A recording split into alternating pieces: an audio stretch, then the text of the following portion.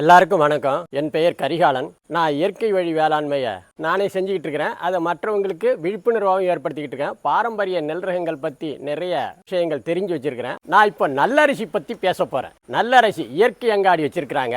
அதே நல்லரிசியில் யூடியூப்பும் வச்சிருக்கிறாங்க. அந்த சேனலில் போய் பார்த்தீங்கன்னா பல விஷயங்கள், இயற்கை சார்ந்த விஷயங்கள், இயற்கை சார்ந்த உணவுப் பொருள்கள் உங்களுக்கு கிடைக்கக்கூடிய வாய்ப்பு இருக்குது. அதை நீங்கள் பயன்படுத்திக்கணும். அதுக்காகத்தான் இந்த உரையாடல். இன்னைக்கு பார்த்தா நாம நஞ்சான உணவை தான் சாப்பிட்டுட்டு இருக்கோம். நிறைய ரகங்கள், நிறைய சாப்பிட்ற இன்னைக்கு கடை அரிசி விஷமாவே இருக்குங்க. 70% அரிசியை சாப்பிட்டுக்கிட்டு இருக்கிறோம். அந்த 70% அரிசியும் விஷமா இருக்கு. அதனால தான் நாம நோயாளியா இருக்கோம். அதிலிருந்து நாம மீண்டு வரணும்னா நம்மளுடைய பாரம்பரிய ரக அரிசிகளை நாம கையில் எடுக்கணும். அதுதான் இன்றைக்கு நமக்கு நோயற்ற உடலை உறுதி செய்யும்.